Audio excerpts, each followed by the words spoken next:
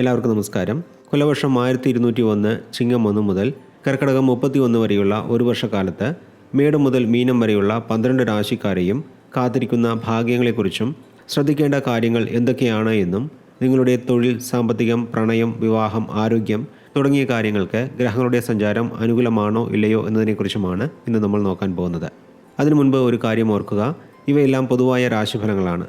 നിങ്ങളുടെ ജാതകത്തിലെ ഗ്രഹനിലയും ദശാകാലവും അനുസരിച്ച് ഈ ഫലങ്ങളിൽ ഏറ്റക്കുറച്ചിലുകൾ വരുന്നതാണ്. അപ്പോൾ ഒട്ടും വൈകിക്കാതെ നമുക്കിനി പുതുവർഷ ഫലങ്ങളിലേക്ക് കടക്കാം. ഇടവക്കൂറിൽ ജനിച്ചവരുടെ പുതുവർഷ ഫലങ്ങളെ നോക്കാം.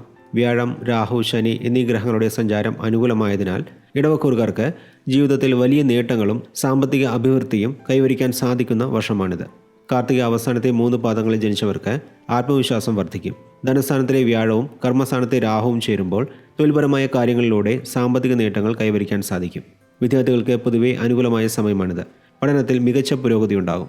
മകരം, കുംഭം മാസങ്ങളിൽ സർക്കാർ സംബന്ധമായ കാര്യങ്ങളിലും തൊഴിൽപരമായ കാര്യങ്ങളിലും വലിയ നേട്ടങ്ങൾക്ക് സാധ്യതയുണ്ട്.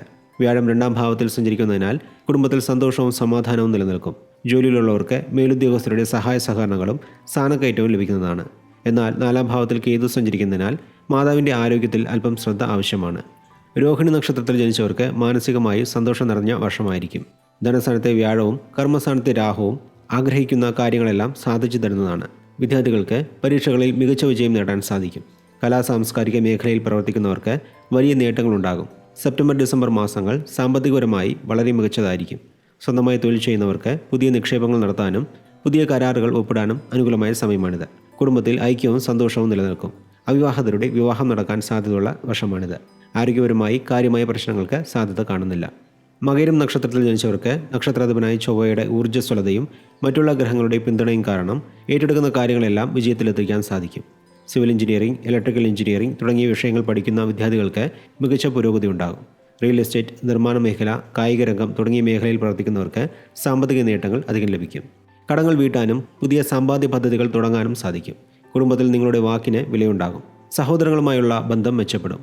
ആരോഗ്യം പൊതുവെ മികച്ചതായിരിക്കും. പരിഹാരങ്ങളെക്കുറിച്ച് നോക്കുമ്പോൾ കേതു പ്രീതിക്കായി ഗണപതിക്ക് കറുകമാല സമർപ്പിക്കുന്നത് ദോഷഫലങ്ങളെ കുറയ്ക്കുന്നതാണ്.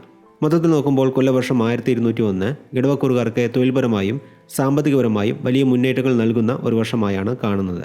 വ്യാഴം, രാഹു, ശനി എന്നീ ഗ്രഹങ്ങളുടെ ശക്തമായ പിന്തുണ നിങ്ങളുടെ എല്ലാ പരിശ്രമങ്ങളെയും വിജയത്തിലെത്തിക്കുന്നതാണ്. കേതു 4ാം ഭാവത്തിൽ സഞ്ചരിക്കുന്നതിനാൽ കുടുംബപരമായ കാര്യങ്ങളിലും ഗ്രഹസംബന്ധമായ വിഷയങ്ങളിലും മാത്രം അല്പം ശ്രദ്ധ പുലർത്തുക.